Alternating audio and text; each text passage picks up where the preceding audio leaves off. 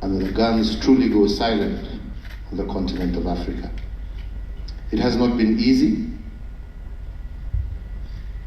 but their commitment, the forthrightness in which they have engaged each other, I believe is the beginning of a new and even brighter future for all the people of Ethiopia.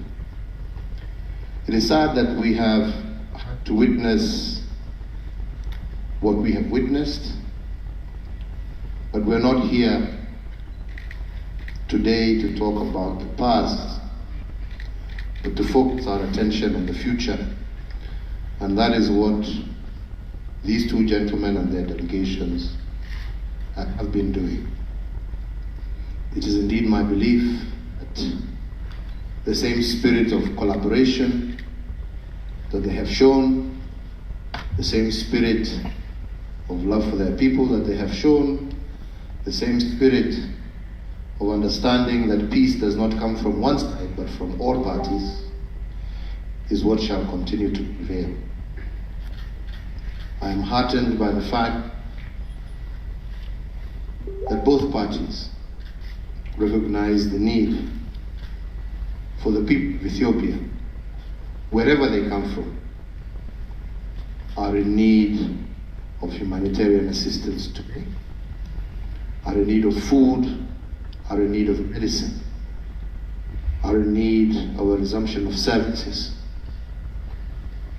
And the responsibility to facilitate that lies largely with two gentlemen who are with us here today, and I am sure that they shall fulfill that duty.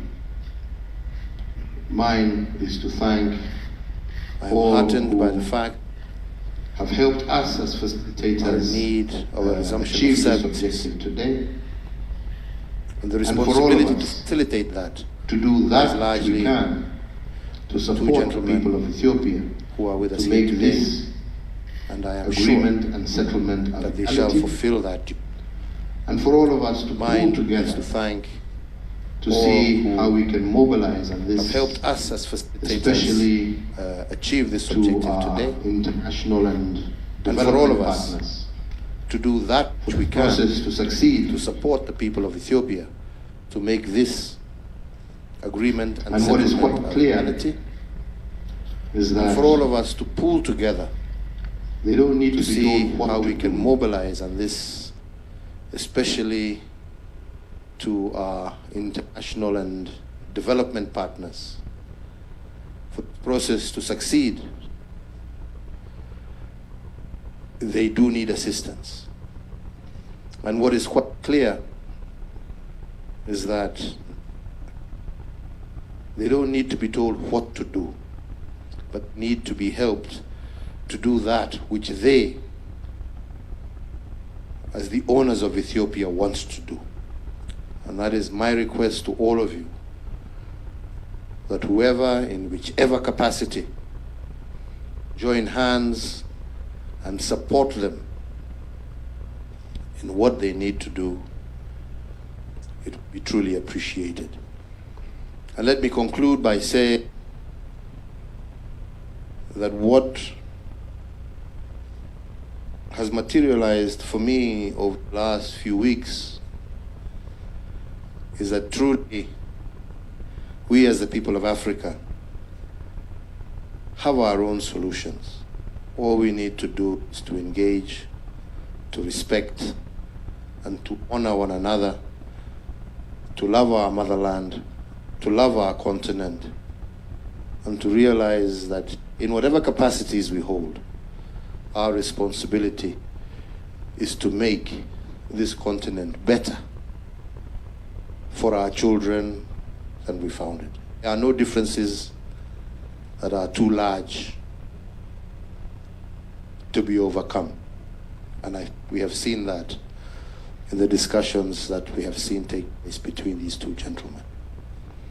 And at the end of the day, as it said, you have the freedom to choose your friends, but God has given you your neighbor that you can't choose. You just must learn to live together. And learning to live together is learning to respect one another, is learning to talk to one another, is learning to understand the beauty that we have is our diversity. And for us to learn how we can live with each other within our diversity. Our diversity is our beauty. It should not be a source of division. It should be a source of pride as we share and enjoy diversity instead of our diversity becoming that which breaks us apart. We should celebrate it, we should enjoy it, and we should build our continent together. So once again, on my own behalf, and indeed on behalf of all of us who've been involved in the facilitation team, I congratulate you, Marshal Jula. I congratulate you, General Tadesse, and your teams for the spirit and commitment you have shown over the last few days. And our hope and prayer and our commitment also is that we shall walk with you the remainder of the way until we see a lasting peace and the true prosperity that the people of Ethiopia deserve. Thank you. Thank you, Mr. President, and thank you, President Obasanjo, who you have authorized us to call General for the purposes of this occasion. I think your words of wisdom and your continued service to the continent is highly recognized, and we really commend you for your commitment. Excellencies, at this point, I have the pleasure of inviting Field Marshal Berhad Juna, the Chief of the Ethiopian National Defense Forces, to deliver his statement. Marshal Jula, please.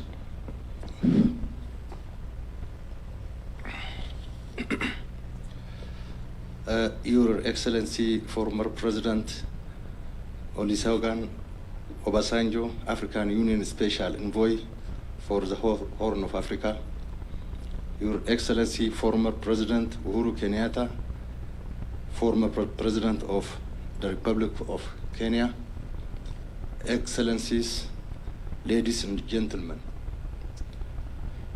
based on the agreement reached in Pretoria, South Africa, for lasting peace through permanent cessation of hostility, we military commanders of both sides have been engaged in the detailed discussion on the full implementation of the agreement, emphasizing on the military aspect. We have been engaged in a good spirit and understanding. Accordingly, we want to express our full commitment for bringing peace and stability to our people and country.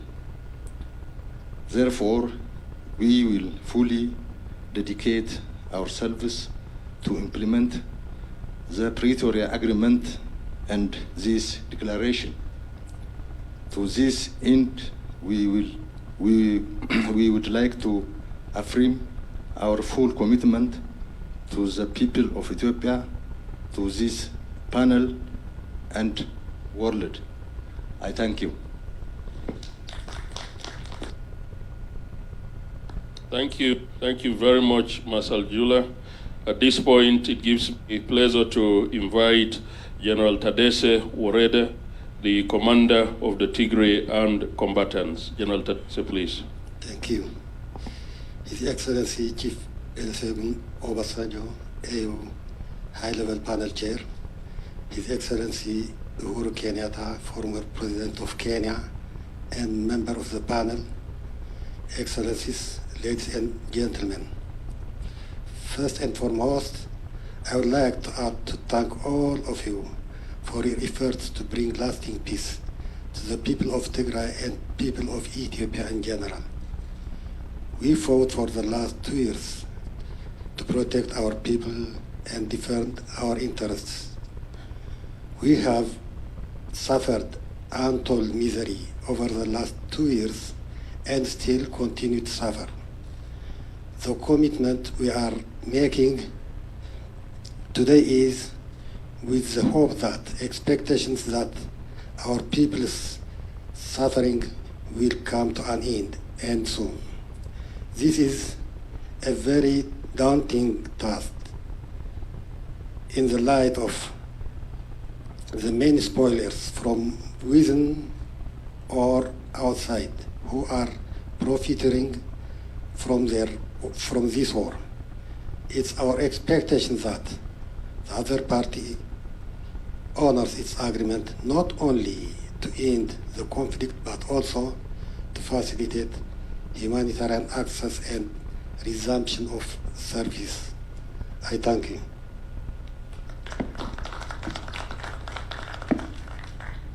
Thank you very much, General Tadesse. Excellencies, with your permission, I request we give another round of applause to Marshal Jula and General Tadesse for the commitments that they've demonstrated. Thank you very much. This brings us now to the signing ceremony.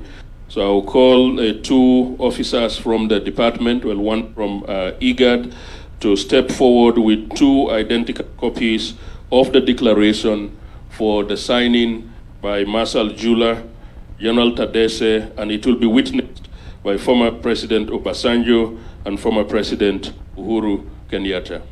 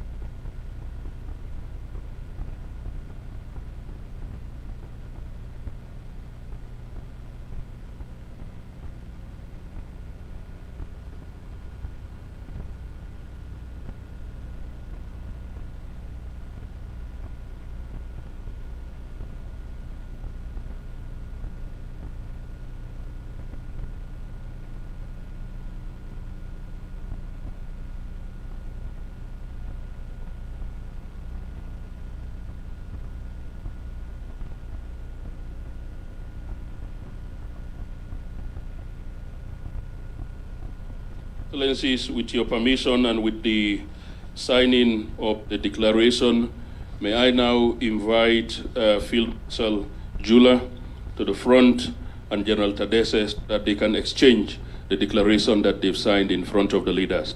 Thank you very much.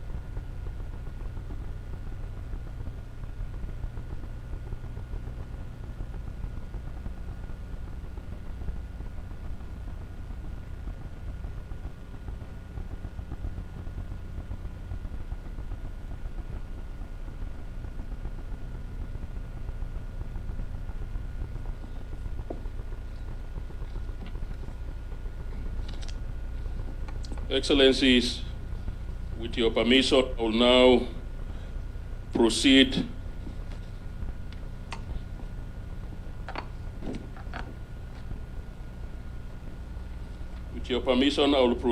to read the press release of the senior commanders meeting between the government of the Federal Democratic Republic of Ethiopia and the Tigray People's Liberation Front agree to facilitate unhindered humanitarian access. Nairobi, Kenya, November 2022.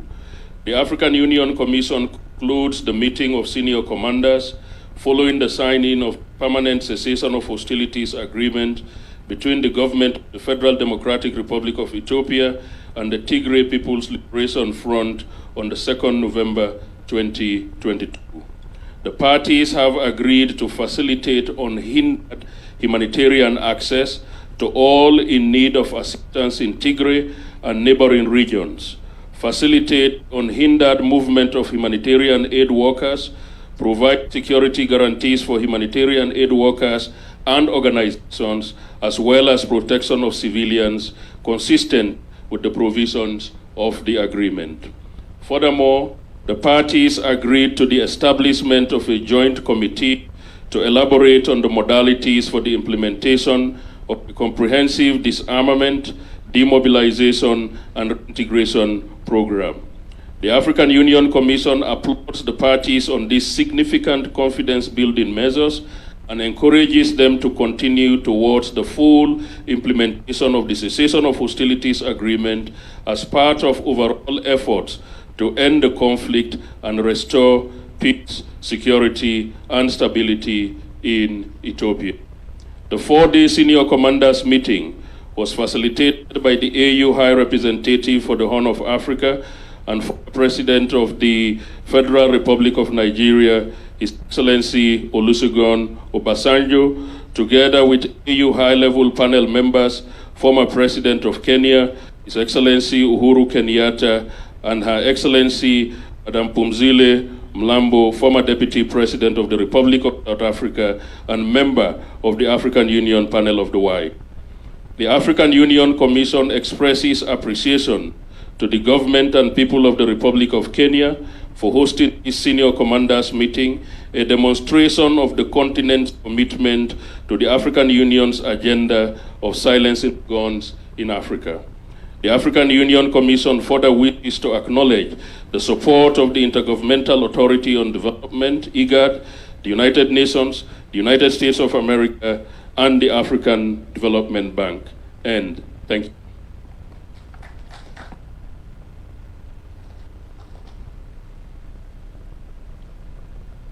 Excellencies, without further ado, this brings us to the end of the signing ceremony for this very important declaration. The two members, President Obasanjo and President Uhuru Kenyatta, will take questions from the media, and I think we'll limit those questions to no more than 3 for the purposes of this occasion. And the questions will be directed to the two panel members, President Obasanjo, President Kenyatta. Yes, I see my sister, and if you can identify yourself, and if you wish to direct the question to any of the panel members, you may wish to do so. Thank you.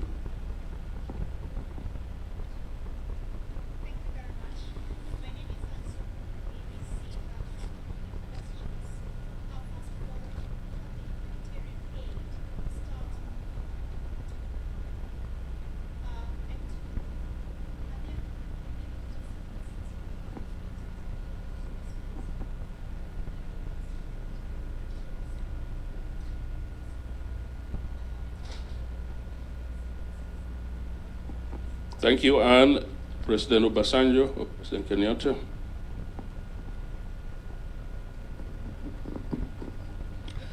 Thank you very much, my dear sister. And what I will do is really have a bit of division of labor. I will take your first question and leave my brother, President Uhuru, to deal with the second question. And I will say to your question about when humanitarian access will begin. In fact, it should have begun yesterday. And as you will have heard from the statement read to you, and indeed from the signed declaration by the two senior field commanders, there will be with immediate effect unhindered humanitarian access. As we sit down here and meet here and talk here, there are people in affected areas of Ethiopia, particularly in Tigray, in Afar, in Amhara, that are dying of lack of humanitarian access. Medicine, there are even those who have been injured in the war front, who needed attention and medicine and medical attention, who are denied because of lack of humanitarian access. And this cannot continue. So with immediate effect, the humanitarian access will resume. Over a period of about 5 months, we did very well before the outbreak of the latest violence. And we believe we can do as well as we have done in the past. And we have assurance that the humanitarian supplies are there. There are those that can go by immediately by air, but the bulk of it, and that is the way to go, the bulk of it will go by road. And we have also streamlined what should be done in terms of checking. There will be check at the bottom, at the point of because you are always pulling my legs. I thought you are pulling it again. There will be check at the port of embarkation, and then at the point of discharging of materials. There will be security as may be required by the humanitarian agencies and workers. And of course, the declaration that my two brothers have signed and have exchanged contain all these provisions so that humanitarian access can begin with immediate effect. Thank you, President. I think the only part two had to do with the issue of accountability. And I think I just want to go back to what President Obasanjo said. Our first and key priority was, number one, to silence the guns. Number two, to ensure immediate humanitarian access to the people of Tigray, to the people in the surrounding regions, but to all the people of Ethiopia, to end the suffering that has been occasioned as a result of this war. But Madam, if you will recall, and you have taken a look at our document that we signed, the agreement that we signed in South Africa, we did, in that main agreement, go through the issue of transitional justice. But that is a process that can only follow once the guns have fallen silent and once we have dealt with the humanitarian crisis. Furthermore, even in this document, we have made a reference once again to the security of the civilian population, mainly women and children. And in this document also, it has been explicitly made out and laid out that there shall be severe sanction on anyone who will commit atrocities against civilians. So we are cognizant of that fact, but we must begin where we must begin. And the first point of call is silencing the guns and ensuring immediate access to humanitarian requirements for the people of Ethiopia. The rest shall follow through as part of the political process, as part of the healing process that must take place within Ethiopia. Thank you, Mr. President. Yes, the gentleman at the back there.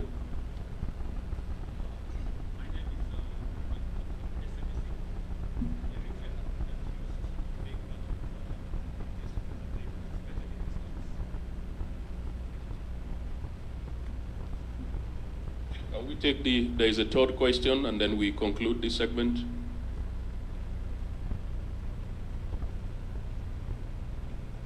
I see none, so Excellencies, can we?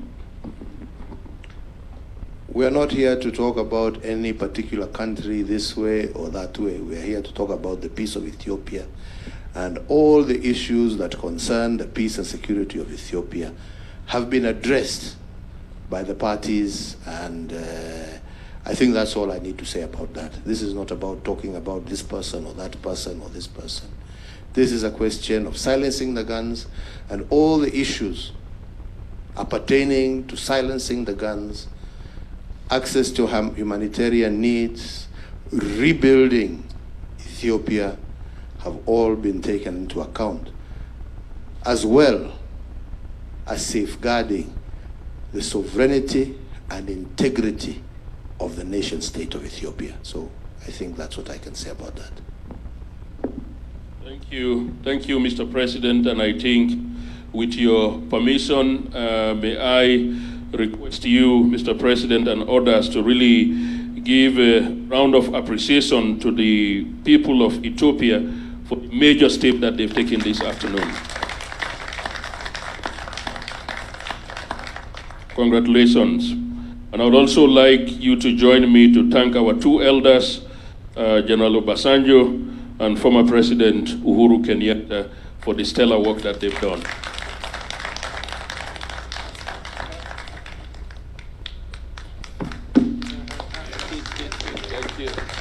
Thank you. Thank you.